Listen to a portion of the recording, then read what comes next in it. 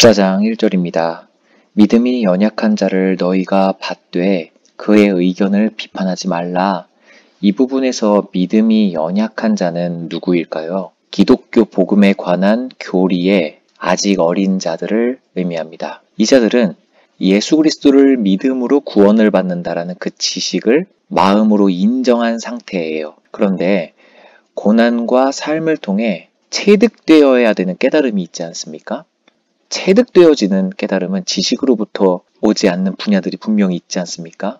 그것들이 아직 미천한 상태에 있는 자들을 믿음이 연약한 자들이라고 볼 수가 있어요. 모든 주어지는 상황 속에서 하나님의 섭리를 아직 발견하지 못하고 있는 어린 상태가 되는 거죠. 이 믿음이 연약한 자가 분명히 교회에 있습니다. 그 교회에서 믿음이 연약한 자를 너희가 받아주어라.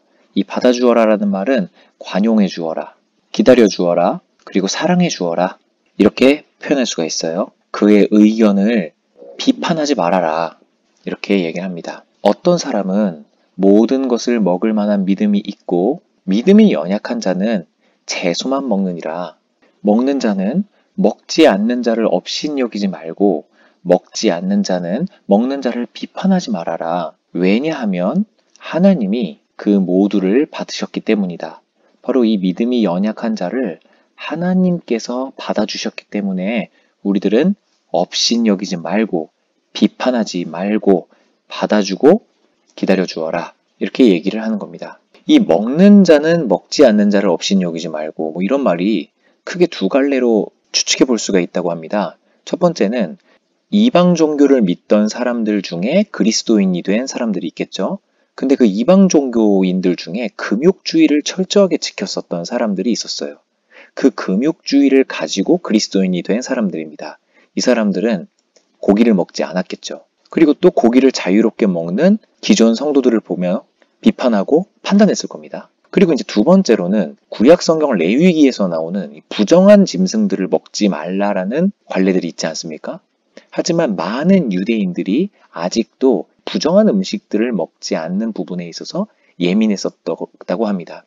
이렇게 두 가지의 교회의 문제가 대두가 됐었어요. 하지만 결론은 3절에서 비판하지 말고 업신여기지도 말아라.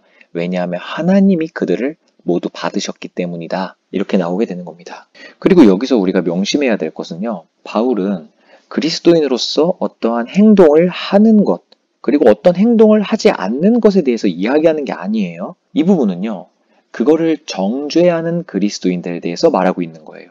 논지를 벗어났다가는 술을 마셔도 되느니 담배를 펴면 안 되느니 이런 논쟁거리에 이 구절들을 사용하게 되는 어리석음을 범하게 되겠죠. 4절입니다. 남의 하인을 비판하는 너는 누구냐?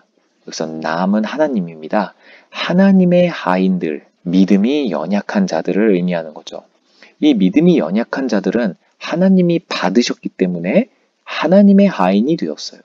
그런데 이 하나님의 하인들을 왜 너는 비판하느냐? 네가 뭔데? 그리고 그 믿음이 어린 자들이요, 그들이 서 있는 것이나 넘어지는 것이 자기 주인에게 달려있음에, 여기서 주인은 하나님입니다. 하나님에게 그들이 달려있는데 그가 분명히 세움을 받을 텐데, 왜냐하면 그를 세우시는 권능이, 능력이죠.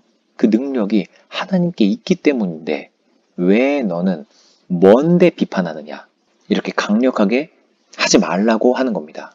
쉽게 말하면 다른 그리스도인은 네가 아니라 하나님께 응답하는 거야. 그러니 참견하지 마 라고 강력하게 이야기를 한다는 거죠. 자, 이 부분은요, 교회에서 우리가 서로 상대방에게 관심을 갖지 말아야 한다는 것을 말하려는 게 아닙니다. 우리는 그들을 위해 기도해야 하고 도와줘야 되고 권면해야 되고, 그리고 그들이 그리스도인으로서 잘 해나가고 성공할 수 있도록 가능한 한 모든 일을 해야 해요. 5절입니다. 어떤 사람은 이날을 저날보다 낮게 여기고 어떤 사람은 모든 날을 똑같이 여기나니 그건 각각 자기 마음으로 확정하는 거다. 두 번째 논란을 여기에서 바울은 정리를 해줍니다. 첫 번째 논란은 그러니까 고기를 먹느냐 안 먹느냐에 관련된 부분이었고요. 두 번째 문제는 특별한 날들을 거룩하게 지키는 것. 그러니까 이 날이 저날보다 낫다. 뭐 이런 얘기인 거죠. 예를 들면 기독교 절기가 있을 테고요. 일요일 같은 게 있을 겁니다. 이 문제는 이 초대교회에서 많은 문제거리로 대두됐던 게 분명해 보여요. 갈라디아서 4장 10절부터 보면은 너희가 날과 달과 절기와 해를 삼가 지키니 내가 너희를 위하여 수고한 것이 헛될까 두려워하노라. 이런 얘기를 하고요. 골로새서 2장 16절에 보면은 그러므로 먹고 마시는 것과 절기나 초하루나 안식일을 이유로 누구든지 너희를 비판하지 못하게 해라. 이렇게 말을 하죠. 그리고 예수님도 마가복음 2장 27절에 또 이르시되 안식일이 사람을 위하여 있는 것이요 사람이 안식일을 위하여 있는 게 아니니 이렇게 말을 합니다. 네, 그러니 각각 자기의 마음으로 확정하여라. 이 말은 마음이 중요하다는 겁니다. 마음이요. 오늘날에도 교회에서 매일매일이 주일 같다, 주일이다.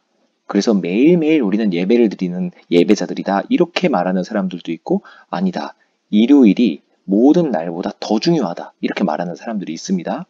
여기에서 다시 말씀드리지만 뭐가 맞고 뭐가 틀리다가 아니라는 거예요. 각각 자기의 마음으로 그것을 확정하여라 라고 5절에서는 이야기를 하는 겁니다. 6절입니다. 나를 중요하다고 여기는 자도 주를 위하여 중요하다고 하는 거고 그리고 고기를 먹는 자도 주님을 위하여 먹는 거고 이것은 감사함이 있기 때문이다. 그리고 반대로 안 먹는 자도 주를 위하여 안 먹는 거고 그러면서 동시에 하나님께 감사하는 거다. 그럼 여기서 정체가 나옵니다. 여기에서 마음에 달려 있다라는 것은 감사와 연결이 되는 거예요. 우리들의 마음 속에 하나님을 향한 감사가 있다면 그 어떠한 날을 저날보다 낮게 여기고 안 낮게 여기고가 중요하지 않다는 겁니다. 모두가 다 고기를 먹는 자건 먹지 않는 자건 모두가 다 하나님께 대한 감사함이 있는 자는 그 은혜에 대한 감사함이요. 모든 것이 마음으로 자유롭게 확정할 수가 있다. 그러니 결론이요. 판단치 말아라. 비판하지 말아라. 라고 하는 겁니다. 우리도 역시 생각해 봐야 합니다. 주를 위해 하는 모든 행위와 신앙생활 속에 감사가 있는가? 아니면 그저 짐일 때가 많은가? 생각해 봐야 되겠죠. 7절입니다. 우리 중에 누구든지 자기를 위하여 사는 자가 없고 자기를 위하여 죽는 자도 없다. 우리가 살아도 주를 위하여 살고 죽어도 주를 위하여 죽느니 그러므로 사나 죽으나 우리가 주의 것이기 때문이다. 우리들은 어떠한 행위가 중요한 것이 아니라 모든 행위의 근간은 전부 다 주를 위함이다 라는 극단적인 표현인 거예요. 왜냐하면 여기에서 나오는 주인과 하인의 개념이 나오죠. 4절에요. 4절에 주인과 하인의 개념이 나옵니다. 예수님께서 우리의 주인이시기 때문에 우리들의 모든 행위는 다 주인을 위한 하인들의 행동이다 라고 얘기하는 것이죠. 죽는 자도 이 죽음도 모두 다 주인을 위해서 죽는다. 정말 성실한 하인이 되는 거겠죠. 9절입니다.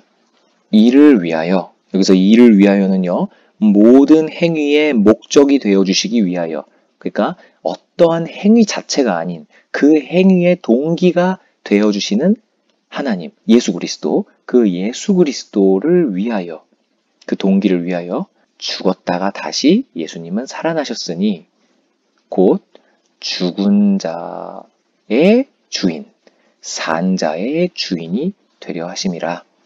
분명히 마태복음에서는 하나님께서는 산 자들의 하나님이다 라고 나오죠. 근데 여기서 죽은 자의 주인이다 라는 말은 앞서서 이야기했었던 7, 8절에 나오는 이 표현을 여기서 연결해서 받는 표현이에요. 여기에서 죽는 자가 나오고 죽으나 라는 말이 나오죠. 이것은 나를 위하여 죽는 자가 아닌 주님을 위하여 죽는 자라는 7, 8절의 메시지가 나옵니다. 바로 주를 위하여 죽는 자들은 죽어도 하나님의 것이다 라고 이야기를 하는 표현입니다. 주를 위하여 죽은 자들은요, 죽어도 죽지 않았죠. 왜냐하면 그들은 하나님 안에서 부활할 것이기 때문입니다. 아브라함과 이삭과 야곱의 하나님이라는 표현을 알고 계시죠? 아브라함과 이삭과 야곱은 현실적으로 지금 육체가 죽어 있는 상태입니다. 하지만 하나님께서는 끊임없이 아브라함, 이삭, 야곱이 죽은 이후에도 나는 아브라함과 이삭과 야곱의 하나님이다 라고 자기를 설명을 하시죠. 그 이유 중에 하나가 아브라함과 이삭과 야곱은 살아있음을 우리는 살펴볼 수가 있어요. 주를 위하여 죽은 아브라함과 이삭과 야곱은 살아있습니다. 왜냐하면 산 자들의 하나님이시기 때문이죠. 주를 위하여 죽는 자들, 자기를 위하여 죽지 않고 주를 위하여 죽는 자들은 죽어도 죽은 것이 아니다 라는 것을 의미하죠. 10절입니다. 이를 알고 있는 네가, 이런 사실을 알고 있는 네가 왜 네 형제를 비판하느냐? 왜 네 형제를 업신여기느냐? 우리가 다 하나님의 심판대 앞에 서게 될 거다. 심판대 앞에 죽음 이후에 서게 되죠. 기록되었으되 주께서 이르시되 내가 살았노니 모든 무릎이 내게 꿇을 것이요 모든 혀가 하나님께 자백하리라 하였느니라. 이 부분이요 바로 심판대 앞에서 우리가 행해가게 될 일이에요. 12절이요. 이러므로 우리 각 사람이 자기 일을 하나님께 직구하리라. 여기서 심판대 앞에서 하나님께 직구하게 될 거다. 이 말은 어떤 행동을 하면서 살아가던 그 마음의 중심을 심판대 앞에서 드러내신다라는 것입니다. 그러므로 판단은 겉만 볼 수밖에 없는 우리의 몫이 아니라 마음의 동기를 보시는 하나님의 몫이라는 거예요. 판단은요. 여기서 무서운 전제가 있습니다. 우리가 보기에 올바른 행위도 주를 위한 것이 아닐 수가 있다는 거예요. 그러므로 우리는 성경적 행위를 할 때 나 중심적인 동기로 출발했는지 아니면 하나님을 위하여 하였는지 그것을 면밀하게 살펴봐야 될 필요가 있어요.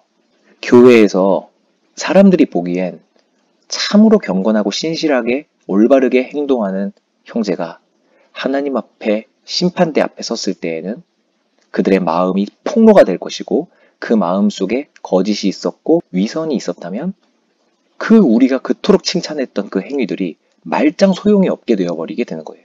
하지만 반대로 우리 인간들의 눈에 보기에 교회에서 참으로 비천해 보이고 연약해 보이고 거룩해 보이지 않는 모습처럼 보일지라도 그 사람이 죽음 이후에 하나님 심판대 앞에 섰을 때 그 미천했던 행동들의 마음의 동기들이 전부 다 하나님을 위하여 그리고 하나님께 감사함의 동기들이었다면 그 자는 하나님께 인정을 받게 된다는 것이죠.